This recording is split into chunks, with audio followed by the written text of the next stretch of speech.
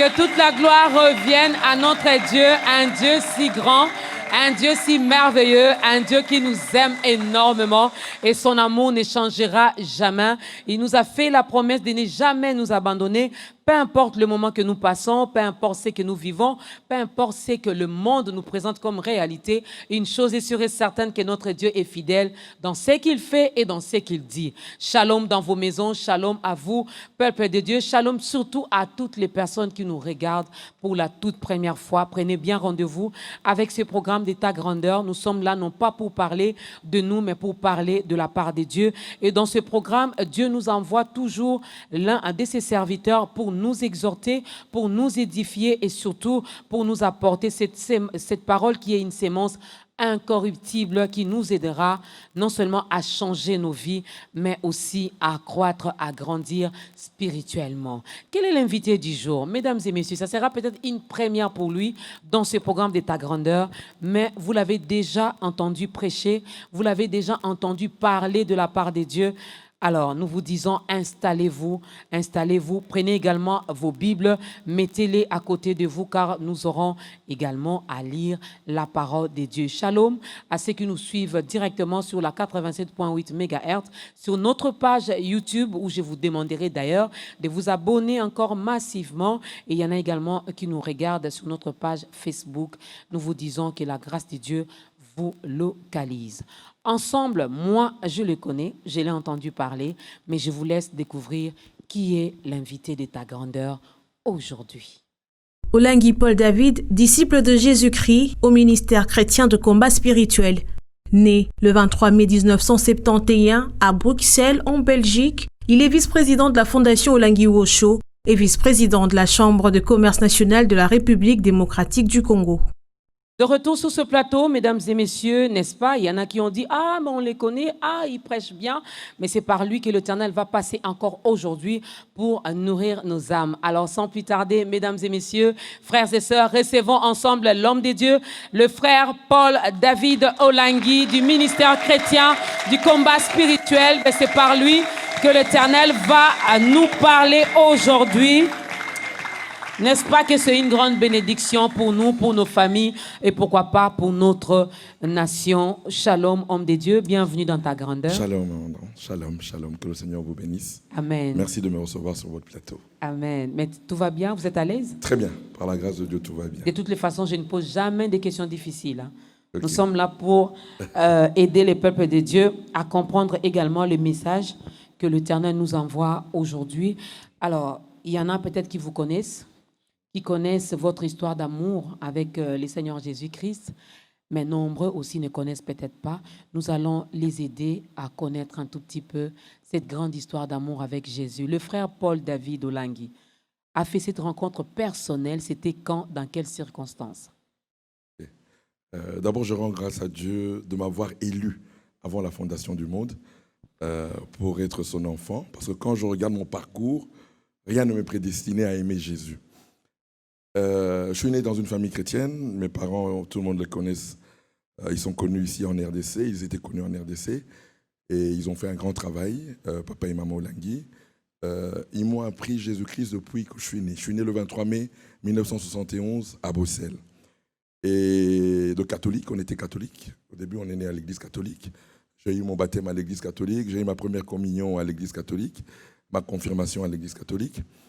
Et en 1980, les parents vont faire la première rencontre avec Dieu à l'église Fepako Zame Malamu de Musée Adini Abala, que je rends un grand hommage, parce que si aujourd'hui mes parents ont pu faire ce qu'ils ont pu faire, c'est grâce à Musée Adini Abala. Par l'intermédiaire de celui qui était le représentant de Zame Malamu à Lubumbashi, un des représentants, le pasteur Mutombo Chitala, que je rends aussi hommage, car c'est lui qui travaillait avec papa à la GECAMINE au département de l'informatique. Et c'est lui qui a prêché pour la première fois Jésus-Christ à mes parents en vérité et en esprit. Et c'est de là où j'ai commencé mon parcours spirituel depuis que j'avais 10 ans. Parce qu'en 1980, j'avais 10 ans. Et j'ai commencé à aller à l'église Zame Malamu à Lubumbashi. Jusqu'à ce qu'en 83, on ait fait un groupe de prière chez nous à la maison, Vie comblée, à Lubumbashi, qui était le plus grand groupe de prière de la ville de Lubumbashi. Donc moi, j'ai grandi dans les choses de Dieu, mais je n'aimais pas Dieu. Parce qu'à cette époque-là, déjà, j'ai volé déjà de l'argent chez mes parents. Donc c'est pour vous dire que déjà à l'âge de 11 ans, je me rappelle, à l'âge de 11 ans, il y a un homme qui revenait de Londres qui vendait des produits pharmaceutiques et je dormais avec lui dans la chambre. Et il amenait tellement beaucoup d'argent que j'ai commencé à voler dans ma chambre, dans la chambre où je dormais. Et c'est là où j'ai commencé à aimer l'argent parce que je voyais sa vie, les femmes tournaient autour de lui et c'est la vie que je voulais faire. J'admirais cette vie. Et j'ai évolué comme ça jusqu'à ce que nous sommes venus à Kinshasa en 84. Et j'ai continué ma vie, j'ai continué à voler de l'argent dans la chambre de mes parents. Vraiment, je ne faisais que ça. J'ai pratiquement, mes parents ont vraiment eu beaucoup de mal. Il y a des fois, papa laissait de l'argent à maman pour la bouffe, et moi je venais, j'entrais, je prenais cet argent. Et je crois que c'est comme ça que j'ai grandi. J'ai fini mes études à l'âge de 18 ans. Ce qui est bien, le Seigneur m'a permis que je termine mes études. À 18 ans, j'ai eu mon diplôme d'État, et je suis allé en Europe. Et après l'Europe, je suis allé au Canada, et puis je suis revenu en Europe. Et là, maintenant, j'ai commencé ma vie d'escroquerie bancaire à Paris, où j'ai commencé à voler dans les banques, je sortais des grands montants, c'était la vie de l'impudicité, de l'alcoolisme, et tout ça. Et pendant ce temps-là, ma mère et mon père étaient en train d'évoluer spirituellement, et ils grandissaient ici au niveau de Kinshasa et du monde entier. Pour dire aux parents que continuez à servir Dieu. Même si vos enfants sont têtus, continuez à servir Dieu, ne vous découragez pas. Surtout, ne vous découragez pas. N'abandonnez pas la parole parce que ta fille est Oujana ou ton fils est Koulouna. N'abandonne pas. Toi, continue. Le temps de Dieu, c'est le temps de Dieu. Ce n'est pas ton temps. Et voilà. Alors, tout le monde posait la question à Maman Olangi, mais toi, tu nous prêches la délivrance ici, mais tu es incapable de délivrer ton fils qui fait ta honte et tout ça en Europe et tout. Et j'ai fait la prison. En France, j'ai fait plusieurs fois la prison. En Suisse, j'ai fait la prison. En Espagne, en Belgique. Pratiquement parce que je volais dans toutes les banques en Europe. C'était ça ma vie à l'époque. Et jusqu'en 99, on m'arrête à Zurich. Je venais de faire un coup dans une banque et on m'a arrêté. J'avais jamais pris l'argent, je partais même. C'est en cours de route qu'on m'arrête. Voilà pourquoi je dis, quand Dieu a décidé de te rappeler, tu peux tout faire. Dieu, quand c'est son heure, c'est son heure. Et en 99, effectivement, c'était mon heure. On m'a récupéré, on m'a arrêté. J'ai passé 2 ans en prison à Zurich. Et pendant que j'étais à Zurich en prison, un jour, il y a l'aumônier de la prison qui vient me voir en prison. Et quand il vient me voir en prison, on me dit, est-ce que vous voulez voir un pasteur qui veut... J'ai dit oui, je vais aller le voir quand même. Et on a commencé à discuter avec lui. Et je me suis rendu compte que au lieu que lui me prêche, c'est moi qui lui prêchais. Alors là, j'aimerais dire aux parents, tout ce que vous enseignez à vos enfants, un jour, ils se souviendront de ce que vous leur enseignez. Moi, je me suis souvenu de ce que papa et maman Olangi m'ont enseigné. C'est en prison que je me suis souvenu. J'ai commencé à prêcher le pasteur. Et le pasteur m'a dit, ta place n'est pas en Europe. Rentre au Congo. Dieu va faire des grandes choses avec ta vie. Et c'est ainsi que j'ai accepté de revenir au Congo. On m'a refoulé de la Suisse. Pour le Congo, c'était en 2001. Je suis arrivé en novembre 2001 à Kinshasa. Et avant ça, l'ambassade de Suisse avait appelé mes parents pour demander, est-ce que vous allez recevoir votre enfant qui vient comme un voleur? Voilà pourquoi je rends grâce à Dieu. Les parents, il faut aimer vos enfants. Même quand ils sont dans la débauche, il faut les aimer. Même quand ils sont dans les ténèbres, il faut les aimer. L'amour, c'est la plus grande puissance que Dieu nous ait donnée. Et papa et maman ont dit, oui, nous allons le recevoir. Je suis revenu en tant que voleur. Moi qui devais revenir avec un diplôme, je ne suis pas revenu avec un diplôme, mais je suis revenu comme étant un voleur. Et papa et maman Olangi m'ont reçu avec amour. Et je me rappelle, c'est un des anciens qui est venu me prendre à l'aéroport ce jour-là. Et quand j'arrive, on me loge en plus bien, moi un voleur. Oh, mes chers, écoutez-moi très bien. L'amour, c'est la plus grande puissance qui va transformer les gens. La RDC a besoin d'amour, pas de haine. C'est l'amour qui est la plus grande puissance de notre royaume. Et je crois que ça m'a beaucoup touché.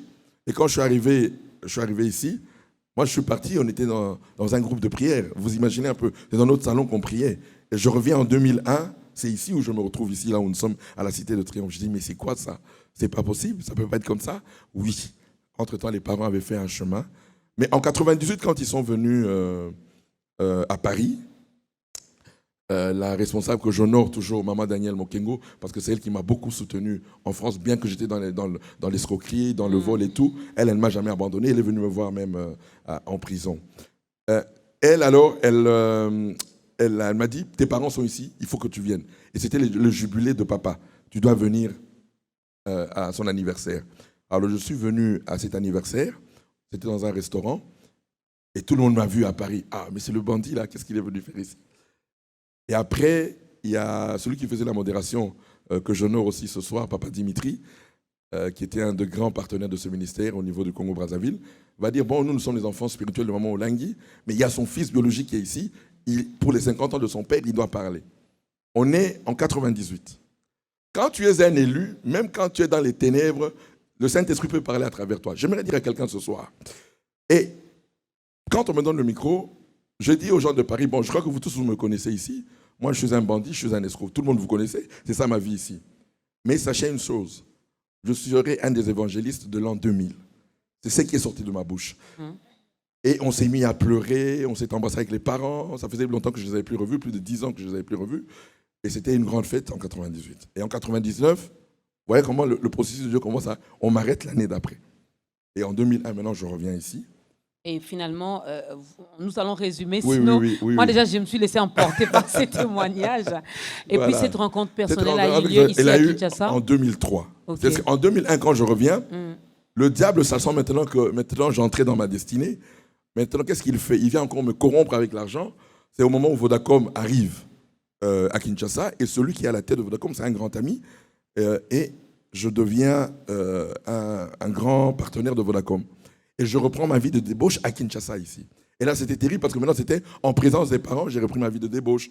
Le grand hôtel me connaissait. Tous les jours, je couchais avec des prostituées, tous les jours. Et tout le monde me connaissait à Kinshasa. Ah, moi, la maman, là, il y a Bandumba. Je parle en lingala, excusez-moi. Donc c'est pas grave. Alléluia. Et c'est ainsi que j'ai commencé. Et en 2003, maintenant, il y a mon oncle qui vient me récupérer à l'hôtel. Il dit non, trop c'est trop. Maintenant, on a trop de plaintes à ton sujet. Il y a même des filles qui travaillaient au grand hôtel, qui priaient chez nous.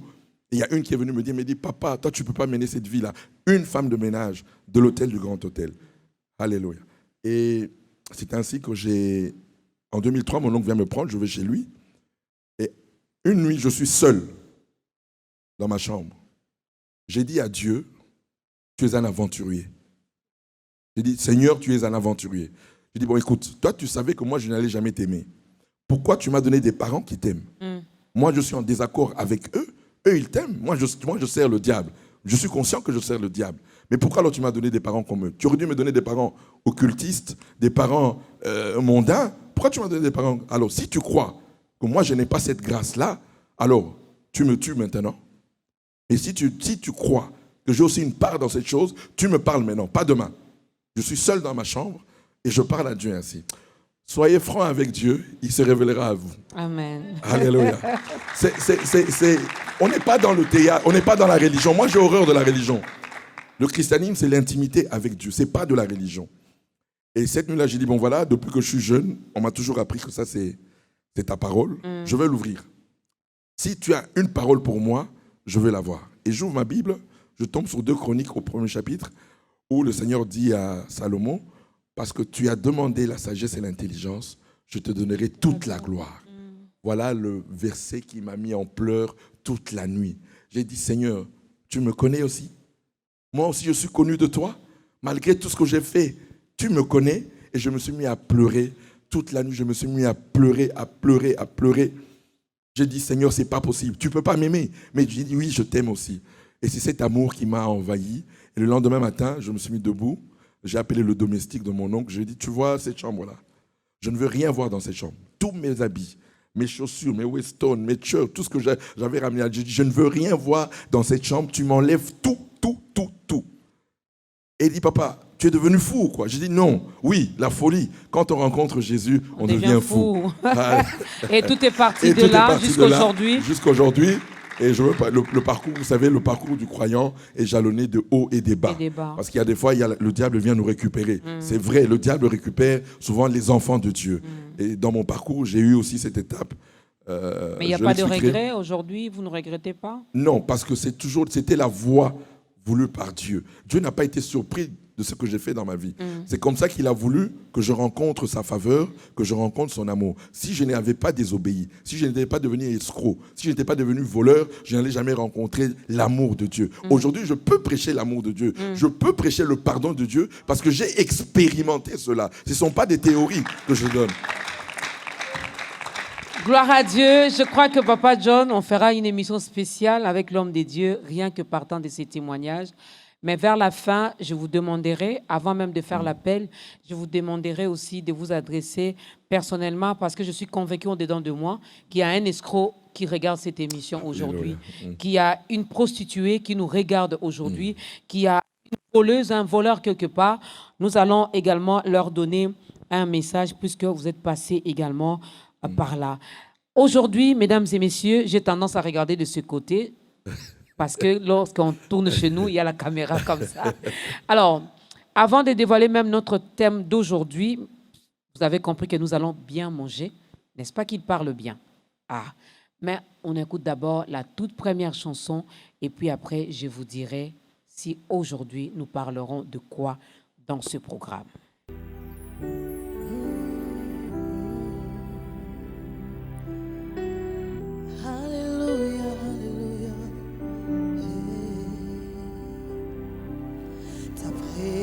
Sature l'atmosphère autour de moi. Je te désire encore et encore. Ta compagnie me rend forte et moi je te désire et moi je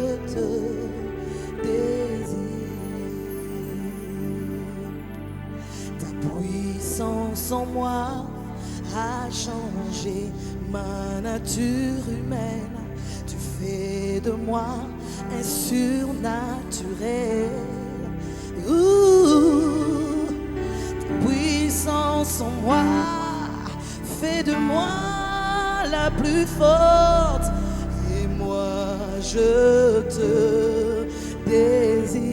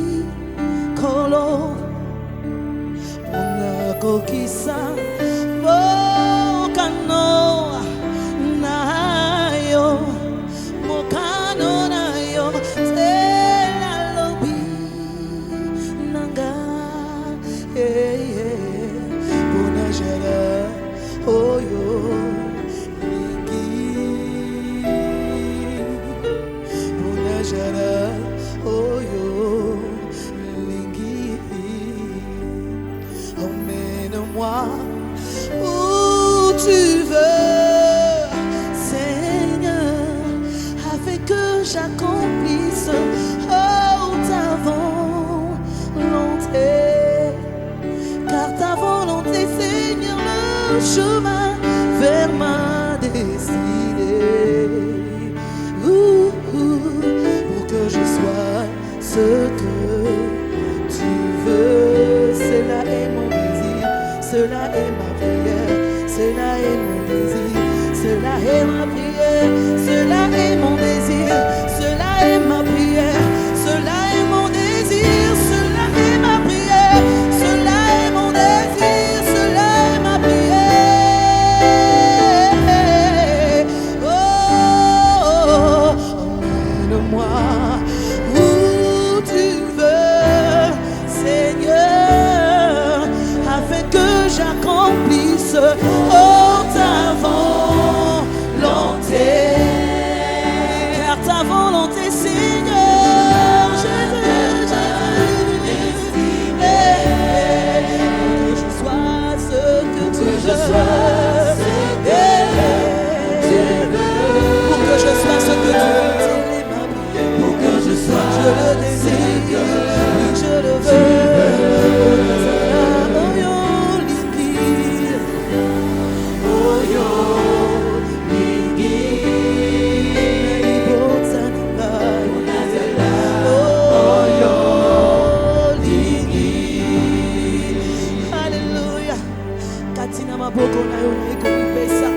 Pour faire seulement ta volonté, pour que j'accomplisse seulement ce que toi tu veux pour ma vie, pour ma destinée, Seigneur. Pas ce que je veux, mais ce que toi tu veux, Seigneur. Pas ce que ma volonté veut, mais ce que toi tu veux, Seigneur. Telle est ma prière, tel est mon désir, telle est ma prière, tel est mon désir, telle est ma prière, tel est mon souhait.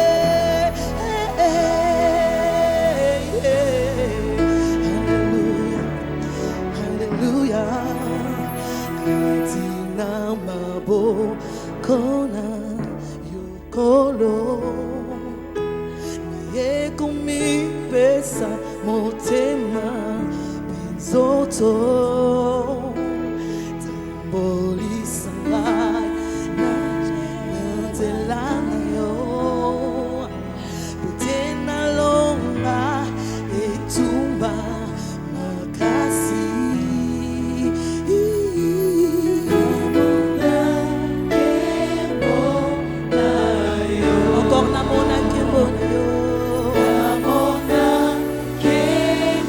Déclare-le.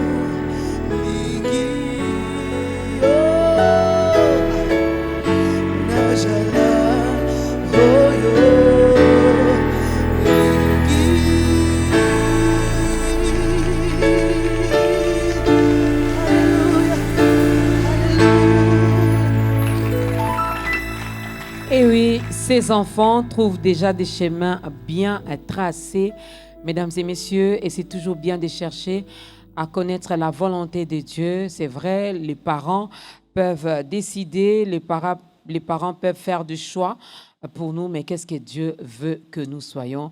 Alors apprenons à dire à Dieu, mais voici, je m'abandonne entre tes mains. Fais de moi ce que tu veux.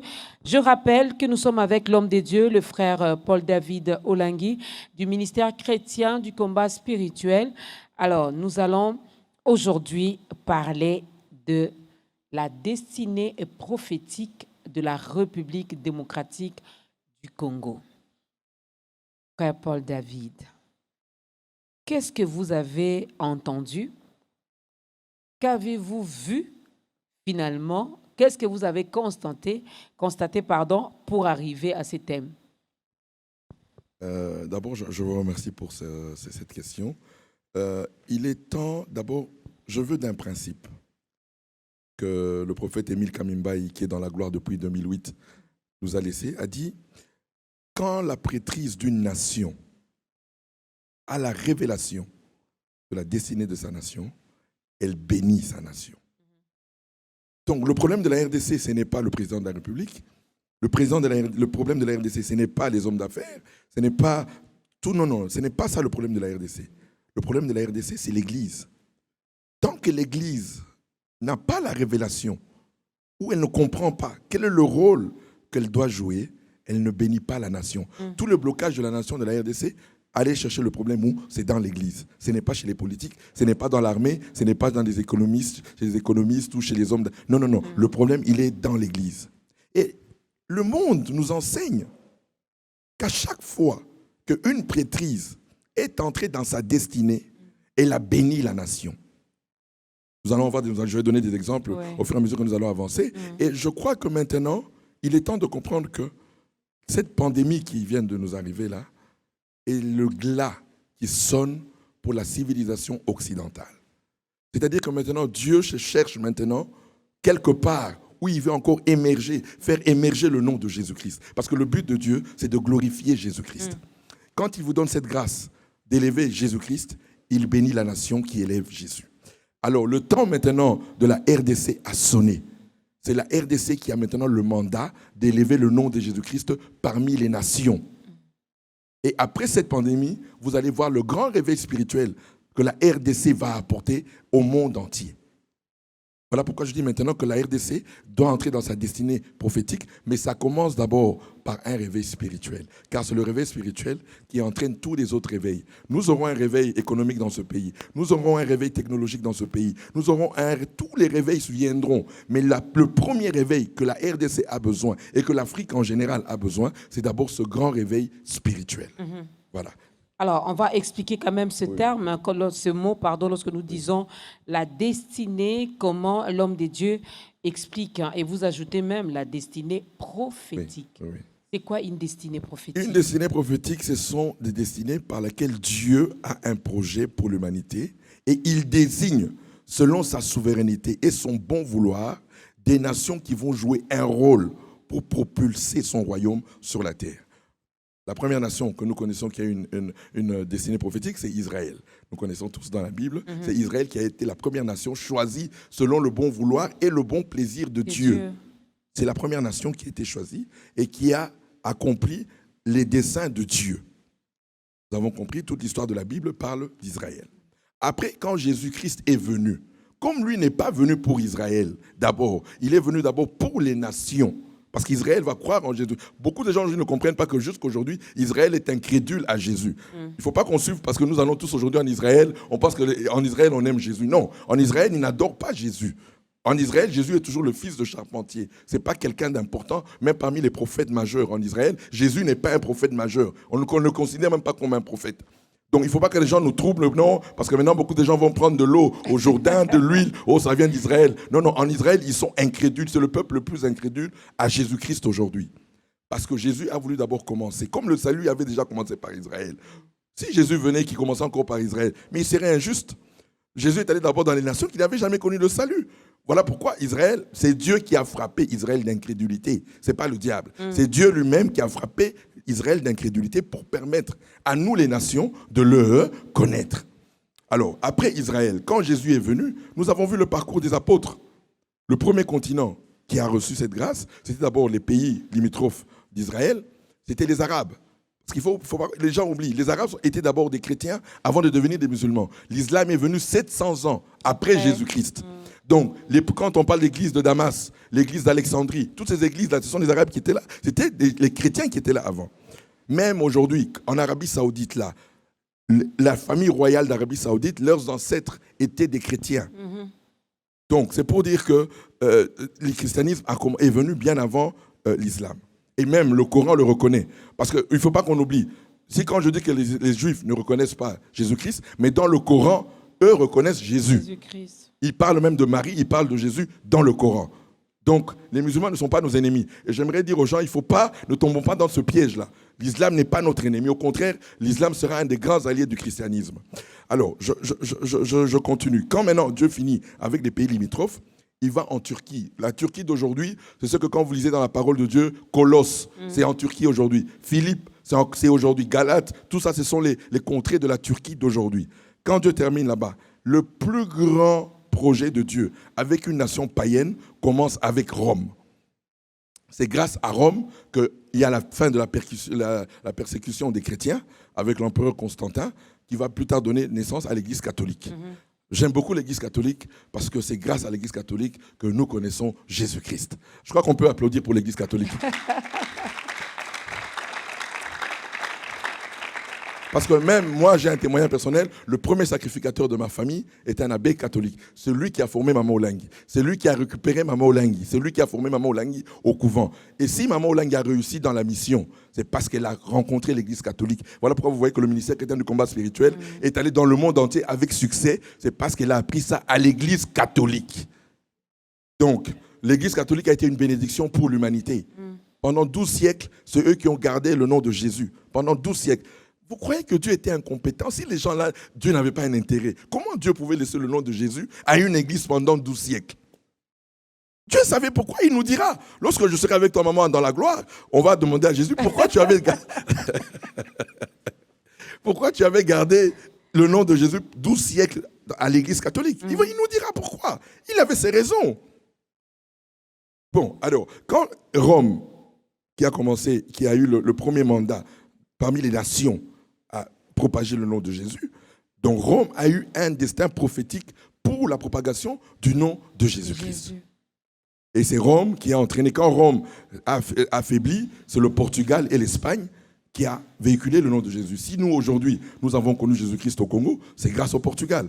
Diego Cao, qui est venu ici à l'embouchure du fleuve Congo en 1492, c'est lui qui a découvert l'embouchure du fleuve Congo. Et c'est par là que le christianisme est entré au Congo par le Bas-Congo. Donc, c'est pour dire qu'il y a des nations qui ont été choisies pour être un propos de la pensée de Dieu. L'Église catholique, on peut dire l'Église catholique par l'Italie, donc Rome, Portugal et Espagne, ont eu la pensée de Dieu de véhiculer le nom de Jésus à travers le monde. Ils ont fait la mission, ils ont fait l'évangélisation. Si aujourd'hui le nom de Jésus a été connu dans le monde, c'est grâce à Rome, au Portugal et à l'Espagne. Et vous allez voir que quand vous faites le propos de Dieu, Dieu bénit les nations. Lorsque le Portugal et l'Espagne étaient le premier pays évangélique, ils étaient les premières puissances du monde. Et Dieu leur a donné l'intelligence d'inventer des bateaux maritimes qui a permis de faire l'évangélisation à travers le monde. Quand aussi maintenant le Portugal et l'Espagne ont chuté, Dieu s'est réfugié où? En Allemagne, en 1517, où il y a eu la plus grande réforme. Aujourd'hui, si moi et toi nous avons la Bible, c'est grâce à l'Allemagne. Mais si l'Allemagne domine le monde, pourquoi vous allez vous plaindre? Pourquoi en vouloir à Angela Merkel? Pourquoi en vouloir à l'Allemagne? Si elle domine, si tout ce qui est beau vient de l'Allemagne. Mais si nous avons la Bible aujourd'hui, mais c'est grâce à l'Allemagne. Car il y a un monsieur qui a voulu... Alors je suis en train de vous dire les destins. Dieu n'a pas voulu commencer par l'Afrique. Parce que l'Afrique, c'est le Benjamin de la gloire de Dieu, de la manifestation de la gloire de Dieu. Mais pourtant, au 1er siècle, on était présent. L'eunuque éthiopien était à Jérusalem. Ouais, il s'est converti. Africain. Mais pourquoi il n'a pas évangélisé? Parce que ce n'était pas encore le temps de l'Afrique. Il fallait attendre au XVIe siècle que le temps de l'Afrique a commencé, quand les premiers missionnaires sont revenus au XVIe siècle, et c'est par le Congo que la mission est venue. Voilà pourquoi je dis que c'est le Congo qui va donner la lumière de l'Afrique, parce que tout est venu par le Congo. Même la civilisation occidentale, si elle est venue en Afrique, c'est parce qu'on avait découvert le Congo. C'est le Congo qui était à la base de la conférence de Berlin de 1885. Donc la lumière de la civilisation occidentale a pénétré les profondeurs de l'Afrique grâce à qui? Mais c'est grâce à la RDC. Quand je dis maintenant que la lumière de l'Afrique passera par la RDC, ça passera par la RDC. Cette lumière passera par la RDC. J'ai entendu quelqu'un dire Amen, Amen. Donc nous comprenons que ce n'était pas encore le temps de Dieu. Maintenant, c'est le temps. Temps de Dieu. Pourquoi? Parce que l'Occident a rejeté Jésus. Dieu, quand il t'élève et que tu le rejettes, il viendra prendre plus petit que toi pour l'élever plus que toi. Voilà pourquoi l'Amérique a été élevée plus que l'Europe. Vous savez qui était en Amérique? Qu'est-ce qu'on avait envoyé en Amérique? C'était la racaille de toute l'Europe qu'on envoyait aux États-Unis. Mais la racaille est partie avec qui? Avec Jésus-Christ. L'Europe a rejeté Jésus-Christ, mais la racaille est partie avec Jésus-Christ. Et qu'est-ce que Jésus-Christ a fait de l'Amérique? La superpuissance du monde.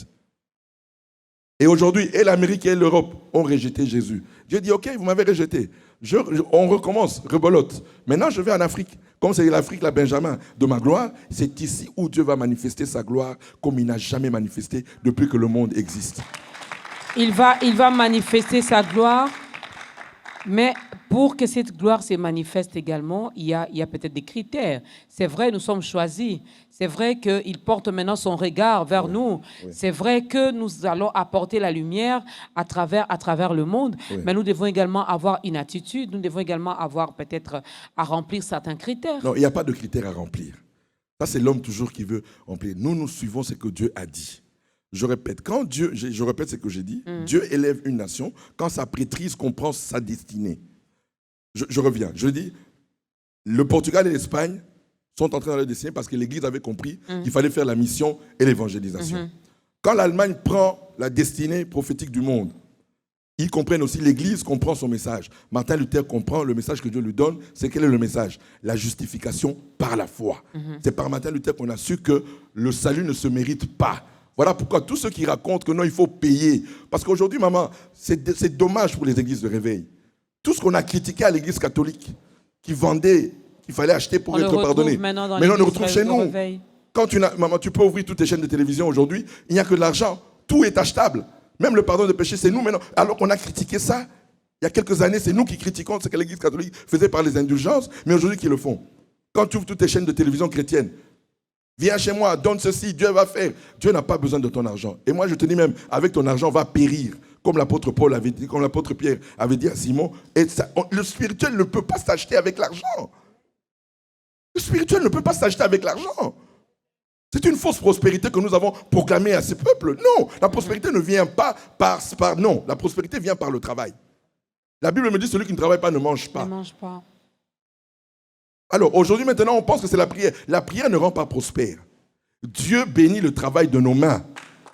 Voilà pourquoi moi, dans mon programme de 6h à 8h, quand je finis de prêcher, je dis, papa, kende koluka musala. Va chercher le travail. Dieu t'a déjà exaucé dans la prière. Maintenant, va chercher le travail. C'est le travail qui va te bénir. C'est le travail qui va te rendre prospère. Parce que tu es enfant de Dieu. L'homme de Dieu, le frère Paul David, vous avez parlé de l'Église. En Allemagne, en Espagne, l'Église avait compris. Oui. Au Portugal, l'Église avait compris. Mais qu'est-ce qui fait que l'Église congolaise jusqu'à aujourd'hui ne comprend toujours pas? Oui, parce que c'est maintenant le temps de comprendre son message. Maintenant, je continue. L'Angleterre aussi a compris son message. C'est l'Angleterre qui a ramené le message de la sanctification avec John Wesley, son frère Charles et George Whitefield qui a donné... Et puis quand on ramène une vérité, on ramène toujours un mouvement derrière. Ok. Donc, Luther a ramené l'église luthérienne et presbytérienne et toutes les églises, les grandes églises protestantes. Et quand maintenant nous allons en Angleterre, où John Wesley ramène maintenant le message de la sanctification, parce que l'Église avait perdu. On est justifié par la foi, on a ceci, mais les gens avaient oublié qu'il fallait marcher dans la sanctification. Et Dieu va susciter John Wesley qui va ramener le message de la sanctification. Et c'est le message de la sanctification qui a béni l'Angleterre. Pendant qu'il ramenait ce message, l'Angleterre a connu quoi? La révolution industrielle. Maintenant, quand l'Angleterre aussi a rejeté Jésus, et quand Jésus quitte une nation, il le montre physiquement. En 1912, quand il quittait l'Angleterre, le Titanic a coulé. Et c'est surtout ce qui fait ta grandeur et ta gloire. C'est ça que Dieu détruit pour dire que c'est moi ta gloire. Ce n'est pas le Titanic qui était la gloire de l'Angleterre, mais c'était Jésus-Christ qui était la gloire de l'Angleterre. Et le Titanic a coulé. Et 7 ans après, l'Amérique prenait le leadership du monde. Et Dieu maintenant est allé en Amérique. Et eux, ils ont compris leur message. L'Amérique a véhiculé quel message? Le message du Saint-Esprit. Si aujourd'hui nous avons connu les dons et les fruits du Saint-Esprit, c'est grâce à l'Église américaine. Avec le mouvement de 1906, la Pentecôte d'Azusa Street que nous connaissons tous, qui a donné naissance aux Assemblées de Dieu. Et puis il y a eu le mouvement charismatique après la Seconde Guerre mondiale, en 1947, qui a donné naissance au mouvement charismatique, dans lequel nous avons vu émerger les Billy Graham, les Osborne, les Branham, les Oral Robert, Maman Gwen, qui était une des grandes mentors de Maman Olangi.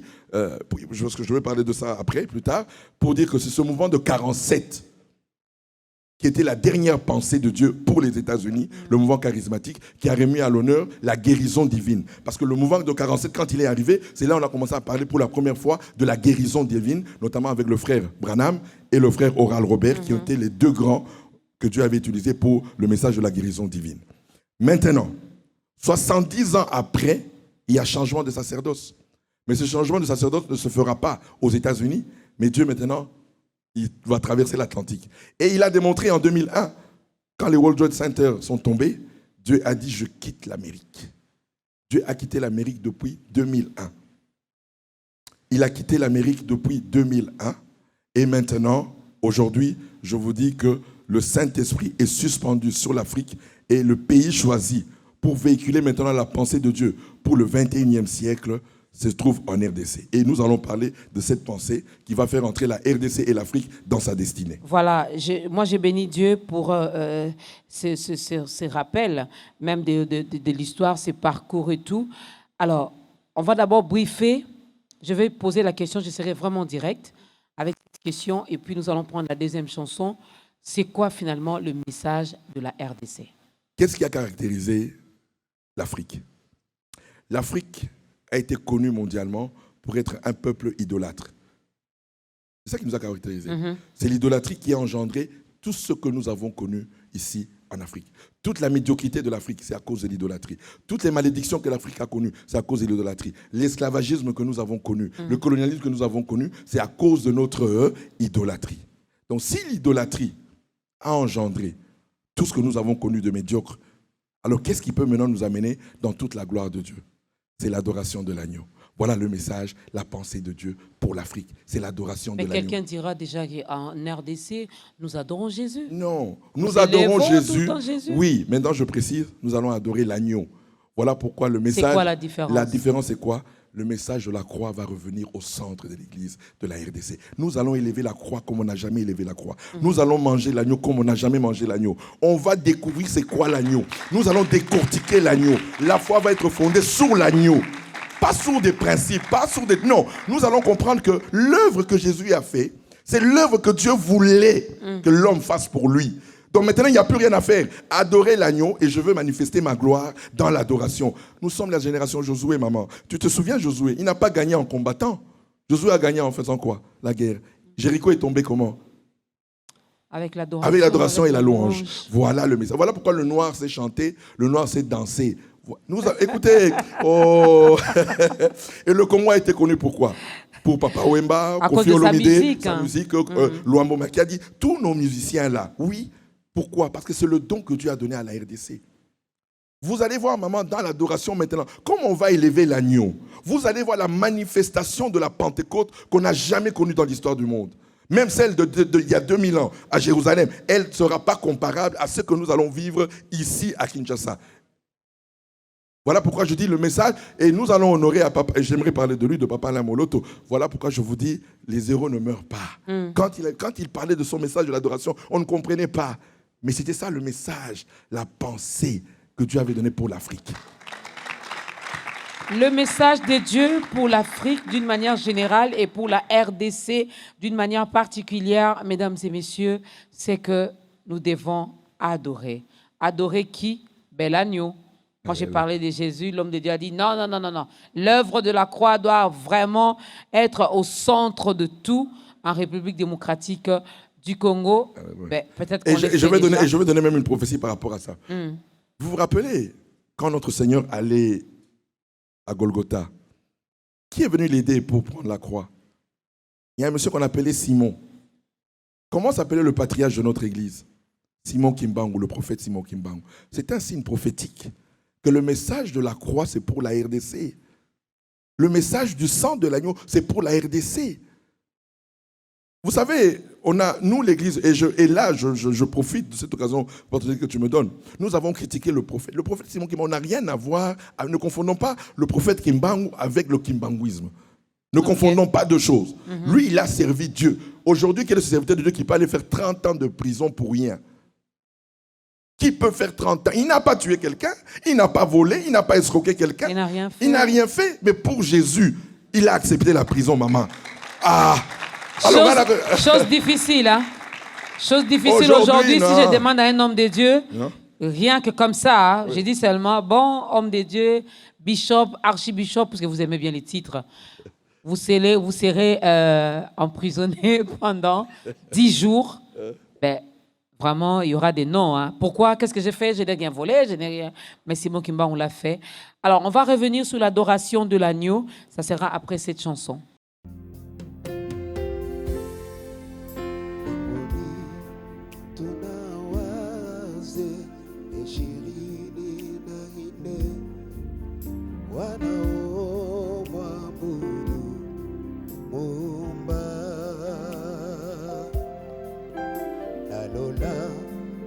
Mpaka tukumibale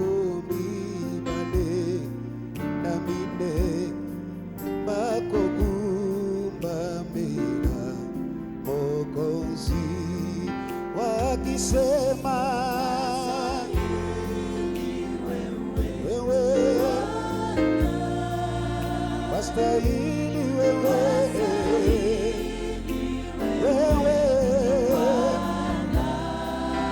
wastahili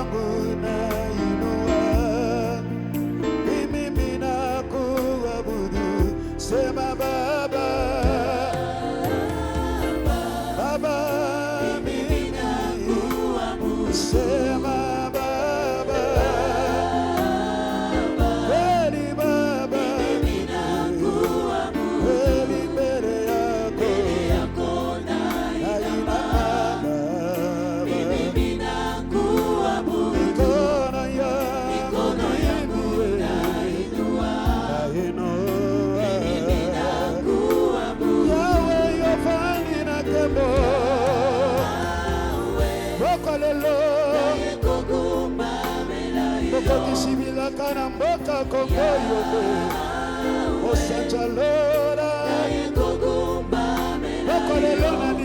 nasopa motema nanga liboso na yo bwana pate na nzambe liboso na yo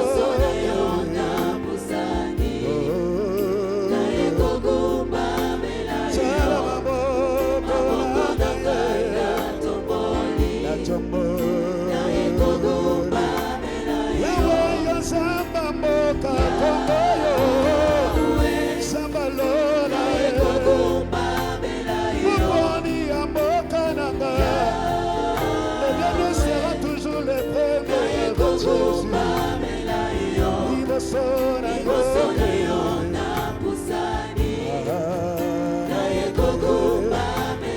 tala maboko na ngai natomboli yawe nasema ni wewe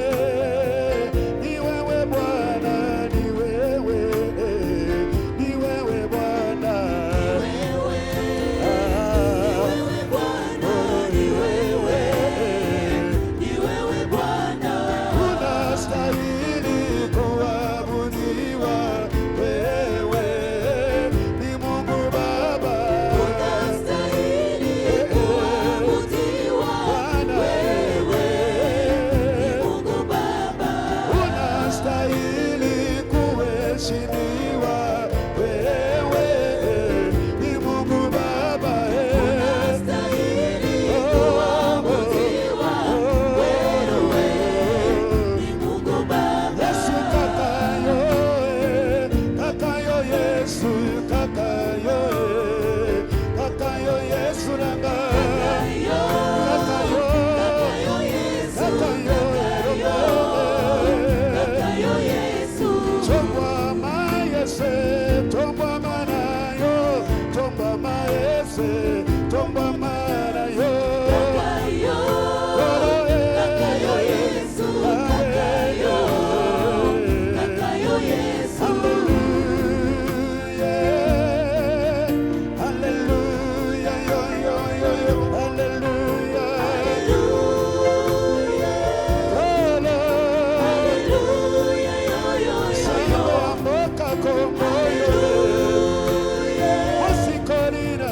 hallelujah,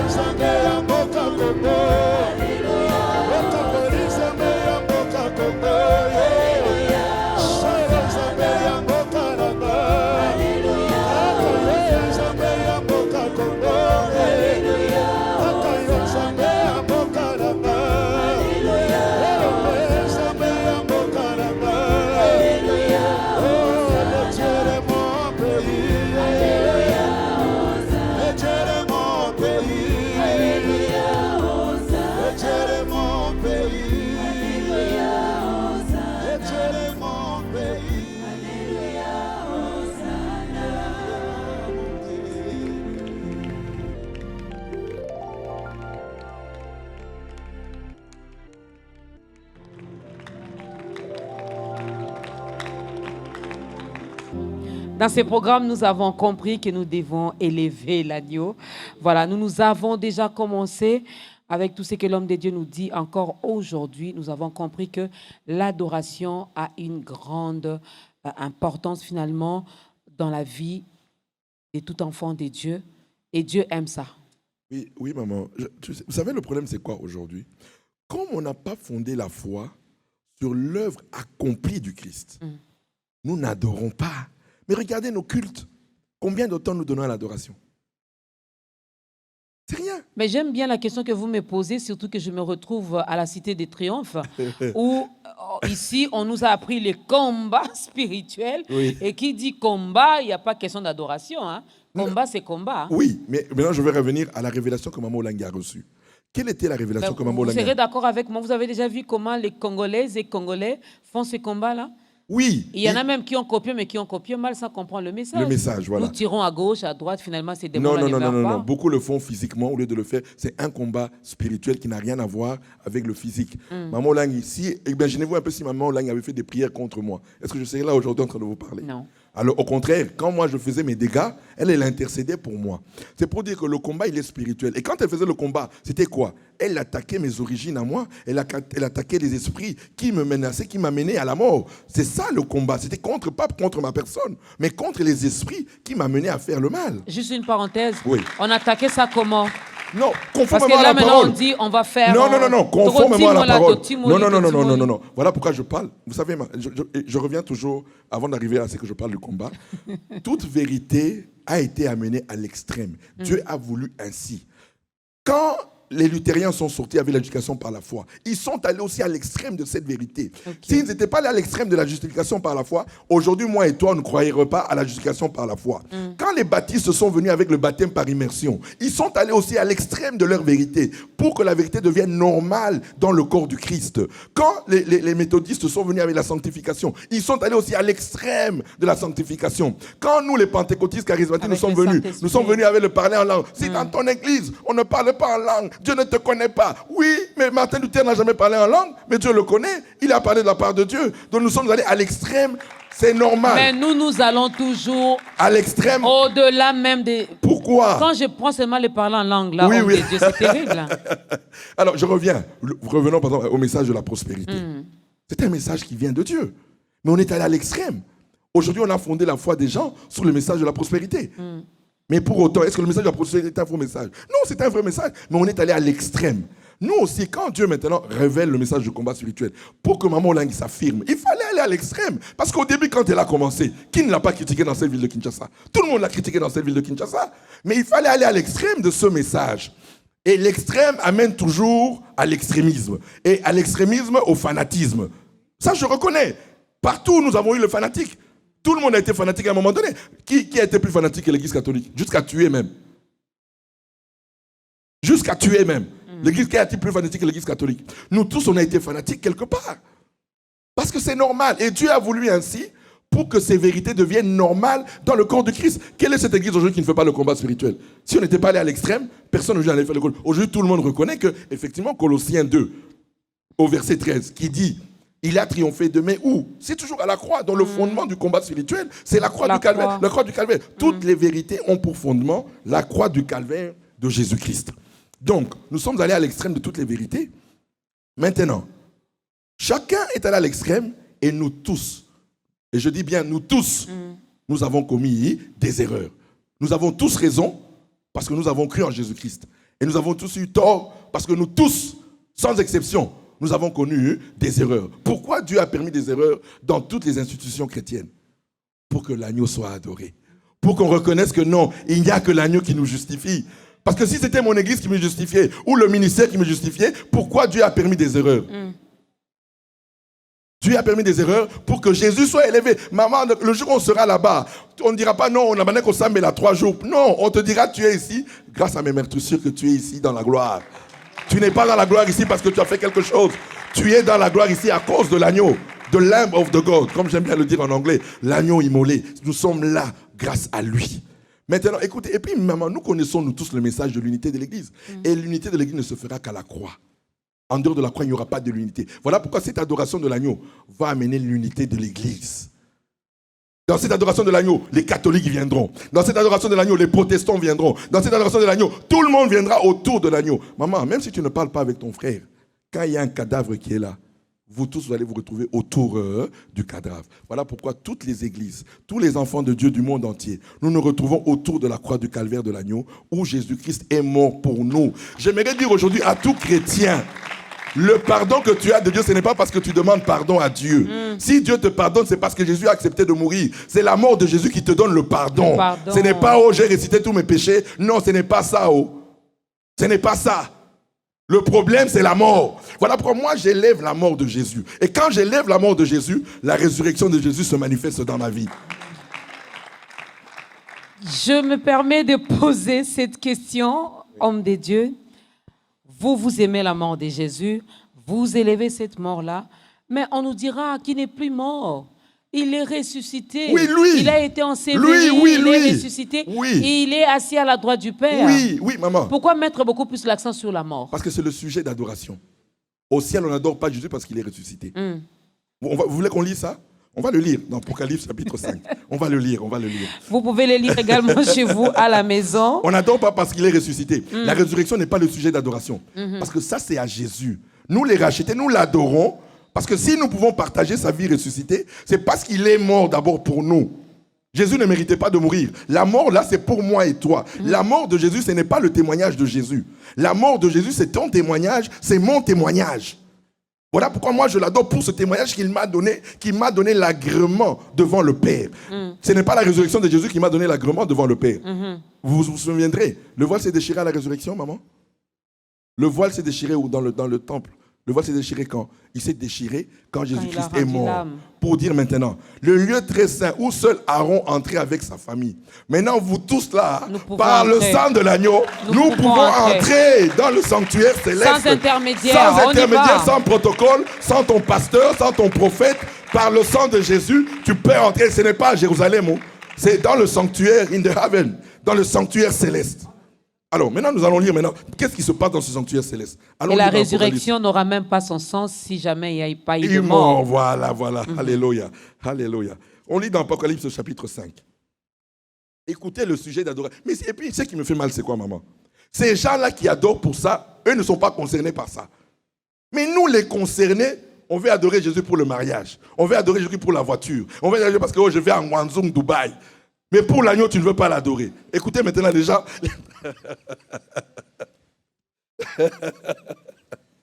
Écoutez maintenant le sujet d'adoration. Écoutez le sujet d'adoration. Nous sommes dans Apocalypse au chapitre 5, à partir du verset 8. Quand il eut pris le livre, les 4 êtres vivants et les 24 anciens se prosternèrent devant l'agneau. Pas devant le lion, mais devant l'agneau. Chacun tenait une harpe et des coupes d'or remplies de parfums, qui sont les prières des saints. Et il chantait un cantique nouveau. Maman, tu veux connaître le cantique nouveau? On va chanter le cantique nouveau. Écoutez le cantique nouveau, dans le heaven, dans le ciel.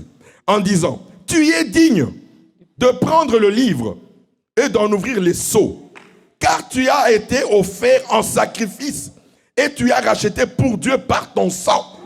Des hommes de toutes les tribus. Oh, Cheferi de Bampende, ils étaient là aussi. Oh, Cheferi de Basakata, ils étaient là aussi. Oh, Cheferi, oh, ceci, cela. Non, le sang justifie les Bampende, les sang justifient les Basakata. Les gens, même si on vous dit chez vous, c'était la sorcellerie plus, mais le sang de l'agneau vous justifie.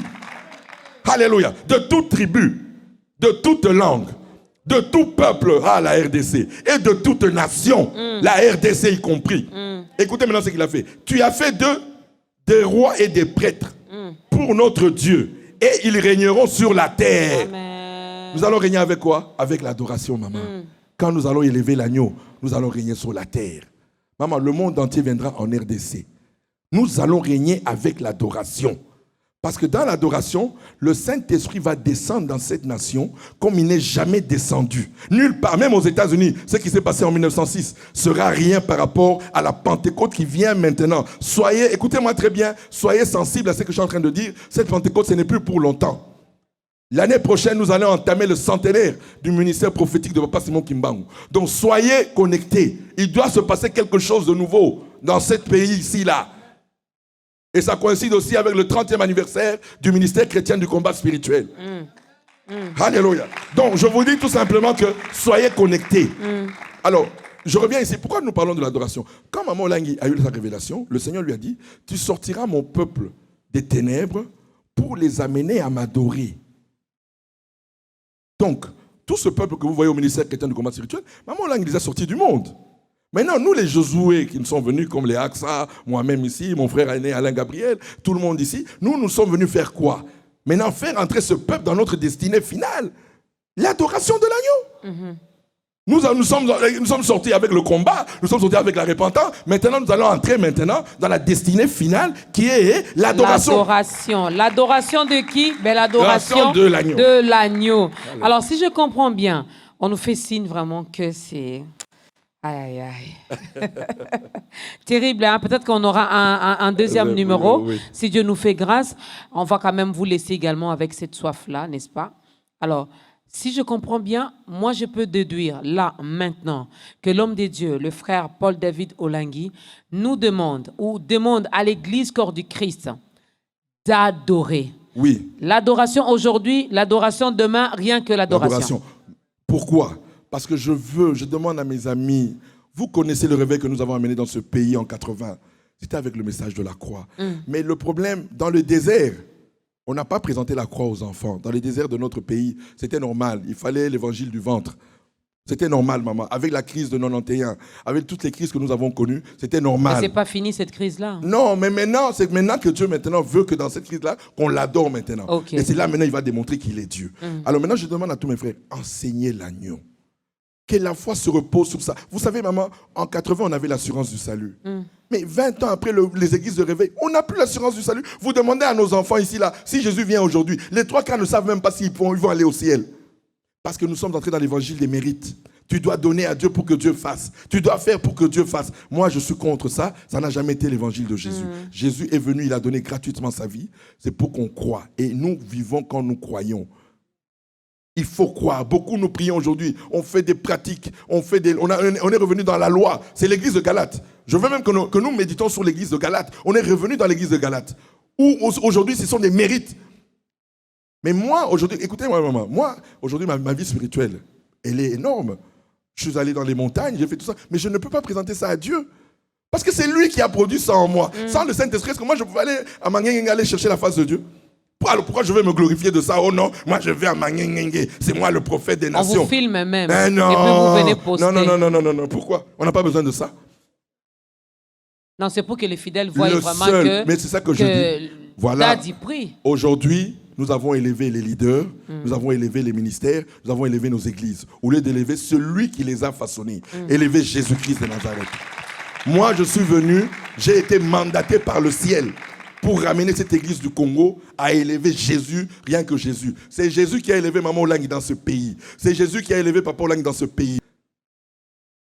Donc, la Pentecôte a divisé l'église du corps du Christ parce que la Pentecôte n'a plus été fondée sur la croix de Jésus. Quand vous vous écartez de la croix de Jésus, il y a la division entre. Mais à la croix, Dieu vous rappelle toujours, vous n'êtes rien.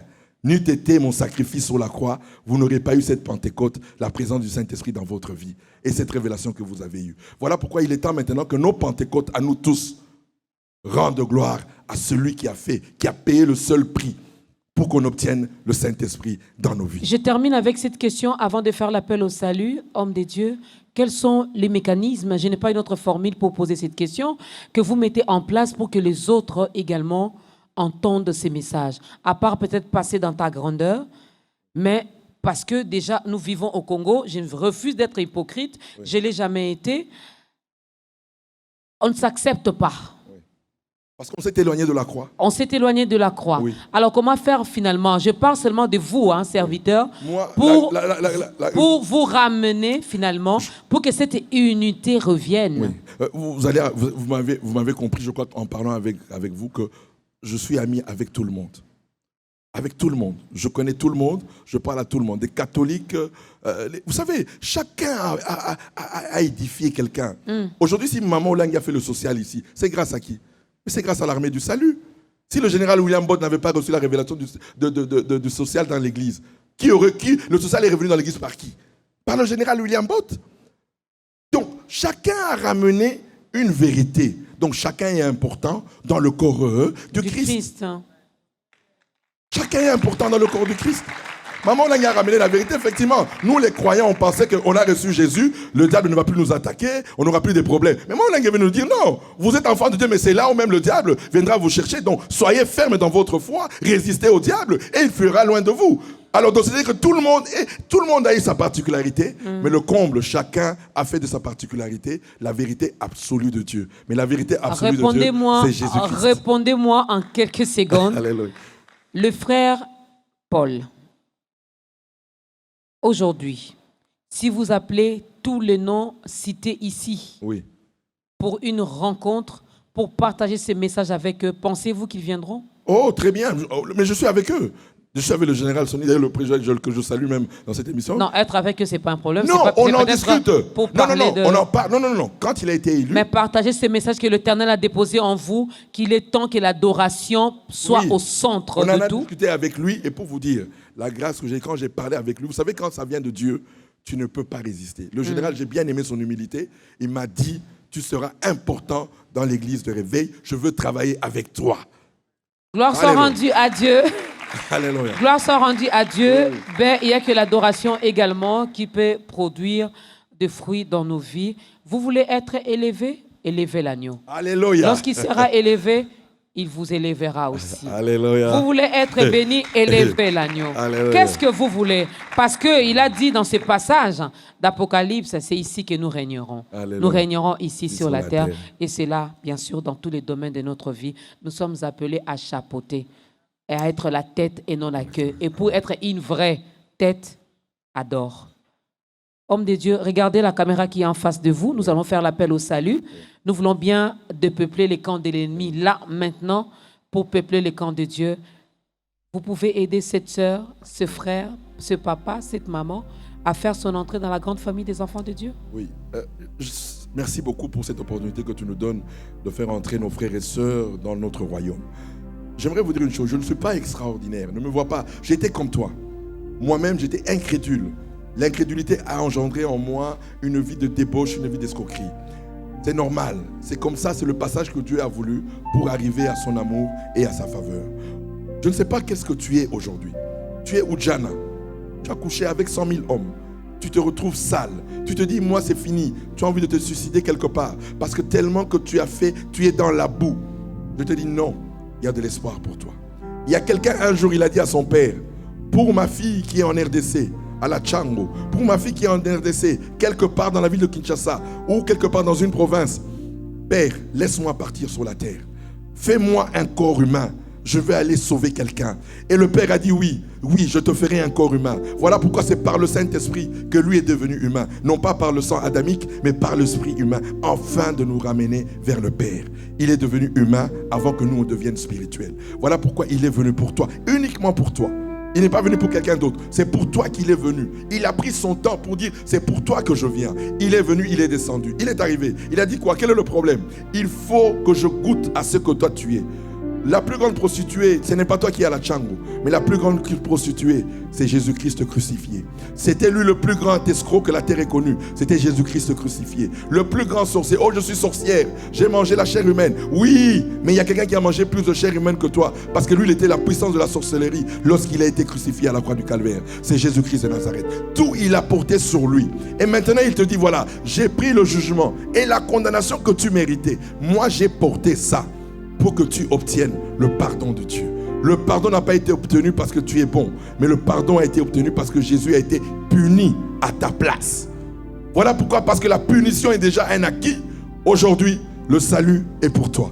Le salut est pour toi. Si tu veux réellement être sauvé, donne ta vie à Jésus-Christ ce soir. Il va être le sauveur de ta vie et après il deviendra le Seigneur de ta vie. Mais tu dois d'abord le recevoir comme le sauveur en acceptant qu'il a pris ta punition.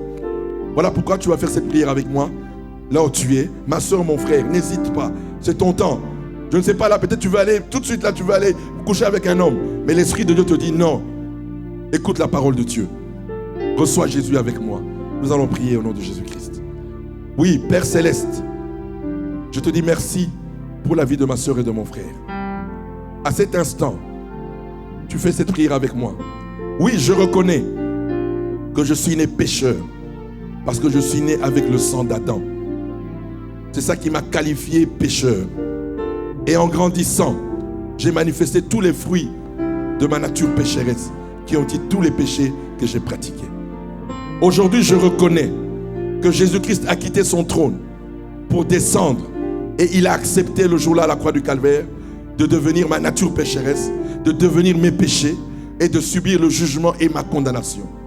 Voilà pourquoi je crois aujourd'hui que le Père l'a ressuscité d'entre les morts, que le Père l'a élevé, que le Père l'a glorifié et que le Père l'a fait asseoir à sa droite. Voilà pourquoi aujourd'hui, je le reconnais qu'il est le sauveur de ma vie. Je crois qu'il est le sauveur de ma vie. J'accepte qu'il est le sauveur de ma vie. Je le reçois comme le sauveur de ma vie. Et je déclare qu'à partir d'aujourd'hui, il est le maître absolu de ma vie. Il est le Seigneur de ma vie. Ma vie maintenant lui appartient. Voilà pourquoi maintenant, mon âme, mon corps, mon esprit, je lui confie à lui seul. Et maintenant, j'accepte celui qui l'a mandaté pour exécuter mon testament, le Saint-Esprit. Oui, cher Saint-Esprit, viens maintenant prendre possession de mon âme, de mon corps et de mon esprit, afin que je marche à nouveauté de vie pour la gloire de Jésus. Dans le nom de Jésus-Christ, que j'ai ainsi prié. Et je rends gloire à Jésus pour son amour, pour sa faveur. Et cela au nom de Jésus-Christ. Amen. Amen. À partir de ce soir, tu es ma soeur et mon frère. Tu l'étais déjà, mais maintenant tu l'es effectivement ma soeur et mon frère. Sois la bienvenue, le bienvenu dans ta grande famille, la famille de Jésus-Christ. Amen. Est-ce qu'on peut encore bien acclamer pour ces gens ici? C'est une façon pour nous de vous accueillir parce que ici chez nous, c'est l'amour, c'est l'unité, c'est la joie, c'est la paix. Hein, c'est le fruit de l'esprit qui règne beaucoup plus dans cette grande famille. Alors il y a toujours de la place pour tout le monde. Comme l'homme de Dieu a dit, si Christ était venu et qu'il avait accepté de mourir à la croix, c'était pour toi. Pour toi qui nous regarde en ce moment. Ben, si tu n'as pas une église d'attache, il y a un autre numéro qui est affiché au bas de l'écran. On pourra toutefois vous orienter. Il ne suffit pas seulement de dire oui, je le reçois dans ma vie comme Seigneur et Sauveur. Non, il faut demeurer dans sa présence. La foi vient de ce qu'on entend et ce qu'on entend vient de la parole de Dieu. Il faut aller là où la parole de Dieu est prêchée. Il faut écouter cette parole. Il faut consommer cette parole pour que cette parole t'aide finalement à grandir, n'est-ce pas? Et aux parents, apprenez à aimer vos enfants. Ils n'ont jamais cherché à venir sur la terre. Vous les avez cherchés. Maintenant qu'ils sont là, qu'ils soient brigands, bandits, assassins, je ne sais pas quoi, continuez à intercéder pour vos enfants. Surtout, continuez à les aimer. Si maman Olangi et papa Olangi n'avaient pas intercédé, ben finalement, on allait rater tout ça. Hein? On allait vraiment rater tout ce qu'on a entendu aujourd'hui. Heureusement pour eux, ils avaient compris et ils ont intercédé pour leur fils qui aujourd'hui est compté parmi les disciples de notre Seigneur Jésus-Christ. Alors, homme de Dieu, on arrive vraiment à la fin. Qu'est-ce qu'on peut retenir en 2-3 mots? 2-3 mots. Que tout celui qui croyait que Dieu n'aimait pas le noir, j'aimerais lui dire aujourd'hui, le noir a été réellement aimé de Dieu. Et je peux vous dire, vous savez, hein, Dieu, il y a des fois, il le montre par des signes, mais on n'est pas sensible aux signes. Pourquoi c'est la race noire qui a eu pratiquement la même histoire qu'Israël? Je termine par ça. Waouh! Je dirais, là, c'est quoi, une interrogation? Oui, que chacun aille méditer. Pourquoi la race noire a eu la même histoire qu'Israël? Parce que la même gloire qu'Israël a eue, c'est la même gloire que l'Afrique aura. Méditez là-dessus. Méditez là-dessus. N'est-ce pas que nous avons bien mangé aujourd'hui? Quelqu'un dira, ah, c'est déjà la fin. Ben, c'est la télé. C'est la télé. Après peut-être ce moment compliqué que nous traversons ici sur la terre, peut-être que l'homme de Dieu organisera une grande conférence pour partager tout ceci avec nous et on aura l'occasion de lui poser également nos questions. Mais aujourd'hui, j'étais votre bouche autorisée pour lui poser des questions et j'espère que cela nous a énormément bénis. Comment faire pour contacter le frère Paul David Olangi? Je suis sur Facebook, Olangi Paul David, YouTube, ma chaîne de télévision Olangi Paul David TV, canal CVV aussi, on est sur Facebook et YouTube. Et mon numéro WhatsApp, le 085 18 44 164. Le numéro est donné, Dieu voulant, Dieu aidant. Peut-être on aura une autre émission parce qu'il y a tellement de questions. C'est vrai, il faut adorer l'agneau. Comment le faire, où le faire, qui doit le faire. Il y a tellement de questions. Pourquoi pas dire Jésus? Pourquoi dire seulement l'agneau? Il y a, n'est-ce pas, beaucoup de questions, mais on vous laisse comme ça. Il a passé ses coordonnées. Vous pouvez également lui écrire ou l'appeler directement. Il répondra également à vos préoccupations. Pourquoi pas, si vous avez besoin également que l'homme de Dieu vous soutienne dans ses prières. Un grand merci à la sœur Aksa Olangui qui a chanté. Merci également à notre frère Ézéchiel. Hein, quelqu'un m'a dit le frère Ézéchiel Leblanc. Frère Ézéchiel Leblanc. Voilà, le frère Ézéchiel Leblanc a déjà chanté et nous allons clôturer avec le frère Joël Lenoir. Je me permets de les dire comme ça, n'est-ce pas? On va clôturer avec lui. Mais ça a été un grand plaisir, homme de Dieu, de vous recevoir dans ce programme. C'était une première, mais pas une dernière. Vous êtes d'accord avec moi? Oui, on en aura beaucoup. Et j'informe aussi le peuple que normalement, j'aurais dû faire le vernissage de mon livre ce mois-ci, mais avec le confinage et tout ça, confinement et tout ça, c'est pas possible. Mais bientôt, à la sortie de mon livre, je ferai une autre émission avec vous pour le livre, dont le titre est « Christ crucifié, la faveur absolue de la RDC ». Waouh! Il faut aimer sa patrie. Hein. Je comprends pourquoi il insiste sur la RDC, mais c'est un Congolais d'ici.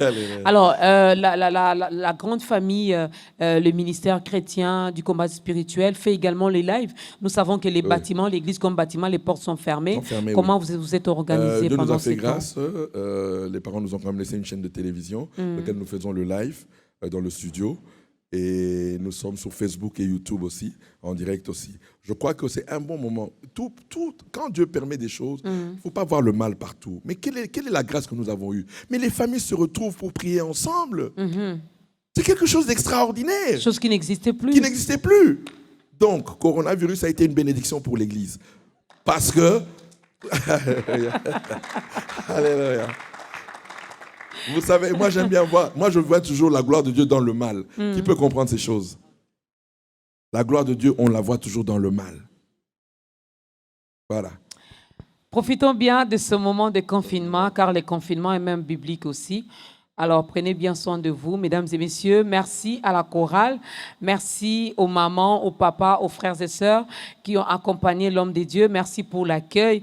Là, nous sommes à la Cité de Triomphe, mesdames et messieurs, où nous avons été bien reçus et nous avons bien mangé la parole de Dieu. Un grand merci à la grande équipe de ta grandeur. Je vois les caméramans, les preneurs de son, les réalisateurs, les photographes et les maquilleuses, toutes les personnes finalement qui contribuent pour que la parole, cette parole de Dieu, arrive également chez vous à la maison. Que Dieu vous bénisse abondamment.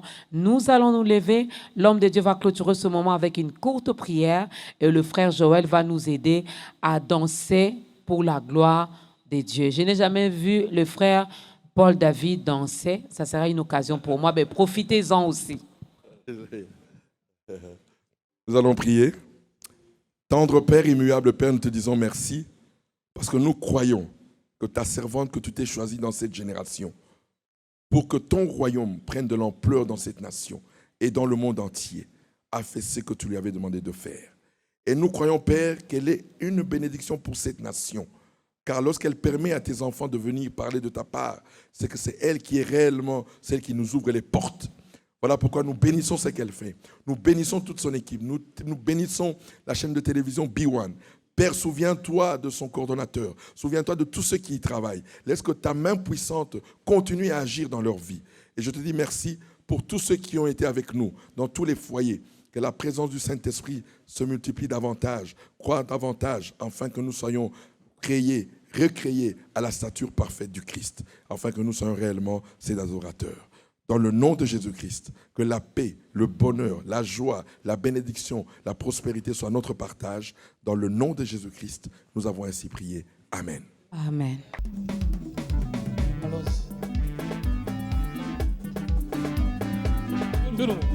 Elonga, la victoire est Elonga, la victoire. Il faut confesser la victoire de Jésus-Christ sur RDC. La victoire. Ah oui, Elonga, la victoire. Le Congo, Elonga, la victoire. la victoire est Elonga,